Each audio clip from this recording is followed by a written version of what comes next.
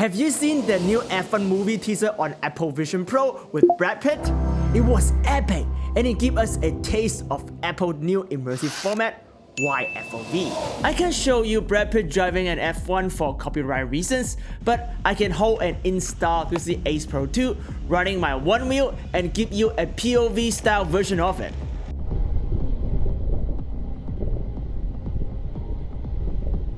F1! Driving F1! Whoa! Whoa! Whoa!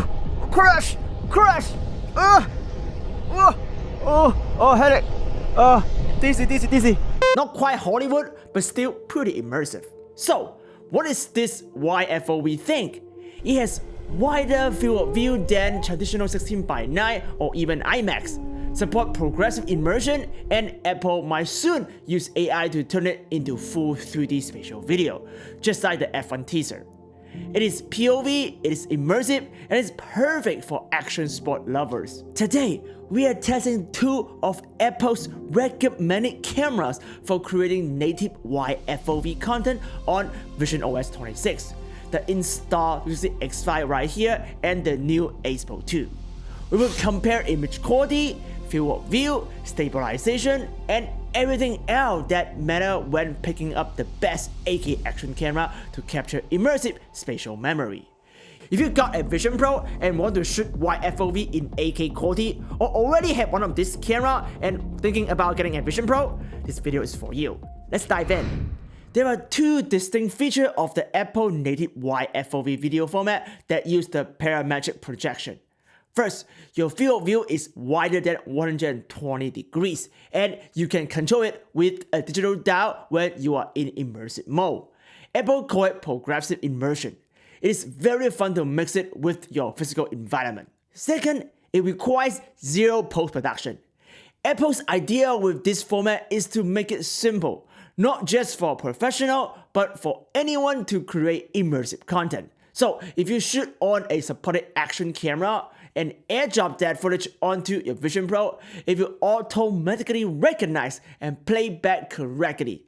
No editing needed. You don't need macOS 26 Tahoe to convert it like what you do to Immersive 180 or APMP format. You don't need Premiere or you don't need DaVinci Resolve. It just works right out of the camera. So yes, it's super easy to create and anyone can make this immersive video, as long as you use one of the Apple approved cameras right here. We choose the Insta360 Ace Pro 2 right here and the X5 because they are both 8K action camera, and resolution does matter a lot in Wide FOV format, especially when viewing in Apple Vision Pro massive 8K per eye display. If you already have one of this camera and you are ready to try Wide FOV capture right now, hold on. Let me walk you through the right setting first, because not every mode record in Apple Immersive Wide FOV format. In our test, only the Action and Ultra mode trigger native Wide FOV playback on Vision Pro. Mega mode, which is the default on the Ace Pro 2, is not supported. So before your next action-packed adventure, make sure you switch out of Mega mode and into Action or Ultra. They also give you the widest FOV, 157 degrees to be precise. Now here's a key tip. You can always take that wide Action FOV footage and convert it back into something more traditional, like the Mega, D-Warp, or Linear, using the Insta360 Studio. But you cannot do it the other way around. Second, on the latest firmware of the Ace Pro 2, there are a bunch of new settings that dramatically improves image quality. I know the camera got a lot of hate when it first came out. That's actually why we don't review it at launch. But honestly, it's a lot better now. That said, still don't use the low light mode if you are planning to watch your footage on Apple Vision Pro. But in bright daylight, especially at 8K, it looks amazing. So here's what I would recommend. Head over to the image settings, set your video encoding to H.265 and change the bitrate to high. Drop the EV to -0.3 to help protect the highlight. I also recommend turning off active HDR since it tends to make the image look a bit more digital, but that part is totally up to you. Now, a quick heads up about resolution and aspect ratio. 8K is only available in 16:9 at 30 frames per second.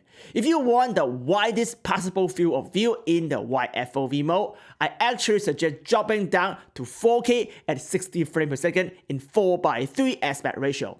If you like, you get an IMAX theater screen strapped onto your face, and it looks really good for action sport. 30 frames per second in any headset, including Vision Pro, will give you ghosting, especially during fast motion, so I generally recommend 60 frames per second for action sport. At the time of recording, there's still no AI-powered spatial video conversion on the Vision Pro just yet, but Google's Android XR platform already has it, and it would make perfect sense for Apple to roll it out soon in the future firmware update. And look, that F1 teaser featured Brad Pitt, that's full 3D spatial. And if you look closely, especially in the review mirror and the behind the scene footage, you can tell it was shot on a mono camera. So clearly, Apple already has the AI tech to turn 2D video into 3D spatial. They're just taking their sweet time to polish the result before releasing it to public. Same as what they did with the spatial photo AI feature. And I'm usually right about this kind of thing, but hey, comment below if you disagree. I would love to hear your take. Now, let's talk about which one to pick, the Insta360 X5 or the Ace Pro 2. Both support Apple's new Wide FOV format, so you are good either way on that front. But here's where the X5 seems to be better. It can also shoot 360 video in Apple's native APMP format. Yes, that does require the conversion step in Insta360 Studio, but the end result is a fully immersive 360 experience that plays beautifully on Vision Pro. And when you switch the X5 to single lens mode, the resolution drops to 4K at 60 frames per second, but it records as a native MP4 file, which plays back in Wide FOV automatically on Vision Pro, just like the Ace Pro 2 right here. No conversion is needed. So, in a way, the X5 gives you the best of both worlds, 360 with APMP and Wide FOV playback in single lens mode. But even with that, I still pick up the Ace Pro 2 specifically for Wide FOV, and I use the X5 mainly for APMP 360. Let me show you why. Here is a side-by-side comparison. Both cameras are shooting in 4K 60 frames per second action mode, which give you the widest field of view available on either camera. Now, let's zoom into the center, about the same zoom level you will naturally experience on the Vision Pro's 8K display. And the quality difference is obvious. The X5 image has more noise and is full of upscaling and over-sharpening artifacts. You can't even read the word Fujifilm in the X5 shot right here, which is really disappointing. This isn't mobile or social media we are talking about.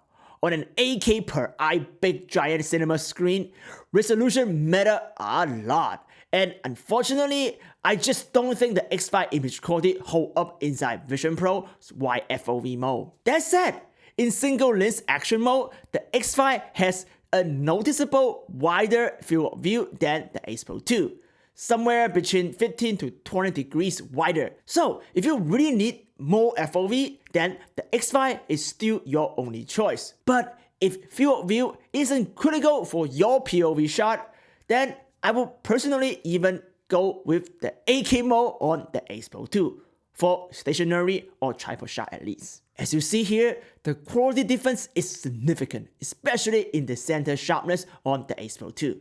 It is so clear. I would argue it's getting close to Blackmagic Ursa Cine immersive quality, just without the stereo 3D. Now, keep in mind, the 8K mode doesn't support 4:3 aspect ratio or Action FOV, and is limited to 30 frames per second. So, on set, you will need to make that creative decision. Go with more immersion at lower image quality, or sacrifice some field of view for a clear, sharper image. Now, let's switch gears and talk about another very critical topic, stabilization. Just because you can move an action camera really easily doesn't mean it's a good idea to move it, especially for immersive video. This is actually one of the biggest criticism Apple faced for enable wide FOV playback in a headset with a head-mounted display. It's very easy to make people feel motion sick in a headset. That's probably why MetaQuest still doesn't support native wide FOV playback or even allow unstabilized 360 video on its platform like MetaQuest TV. To help with this issue though, visionOS 26 introduced a new feature called automatic high motion detection. When you are capturing something intense like surfing right here, for example, Vision Pro will automatically reduce the level of immersion during playback if high motion is detected. And yes, you can override this setting by going into Vision Pro setting right here under Awareness and Safety and turn off the Detect High Motion setting right here. But we don't recommend it. Even with that setting turned on, it wouldn't fix poor camera work. If you download my Onewheel test clip right here, either from the Ace Pro 2 or the X5, and watch them in Apple Vision Pro, you will quickly start to feel sick when I turn or try to balance the board. Minor camera movement feel exaggerated in Immersive, and they can really throw people off. But when I pick up speed and ride in a straight line, the experience feels great. Stability matters more than ever in Immersive format. So, in conclusion, as a camera operator, you should only move forward and backward at high speed. Never turn and never shake your camera.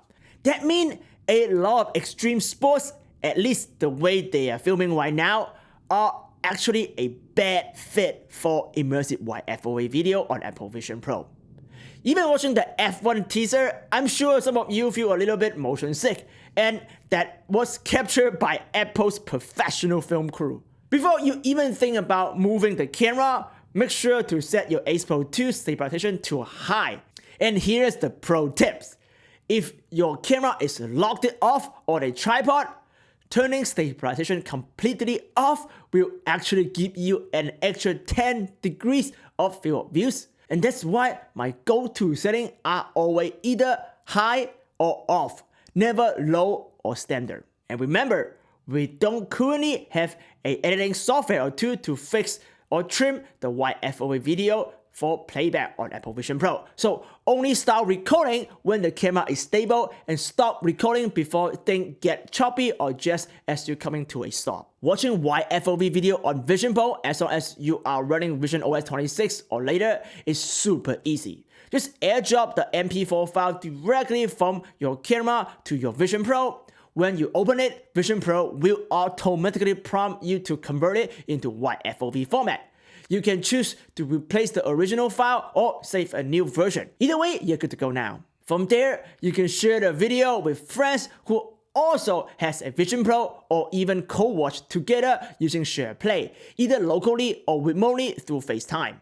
It's really fun experience and you have to try it. We have covered a lot today. And now you are ready to capture your next amazing adventure as a spatial memory. The Insta360 Ace Pro 2 and the X5 are two of the best tools for this new format, but they are not the only ones. The GoPro Hero 13 paired with the Max Lens Mop can also shoot wide FOV video comparable with Apple Vision Pro. But keep in mind, it doesn't support 8K, and that does affect image quality on an 8K per eye display in here. If you want to see a full comparison between the Ace Pro 2 and the GoPro Hero 13 for wide FOV on Apple Vision Pro, drop a comment below and I'm happy to make that next. And just a heads up, DJI camera aren't support for this format right now, so maybe hold off on that for now. If you are curious about other immersive format like the Apple Immersive video shot on the Blackmagic Ursa Cine Immersive, check out our deep dive video right here. And if you're looking for something to watch right now, I've linked a few of our original immersive 180 film right here, ready to be enjoyed on your Apple Vision Pro. Thank you for watching, Kimchi, and I will see you in Spatial. Ciao.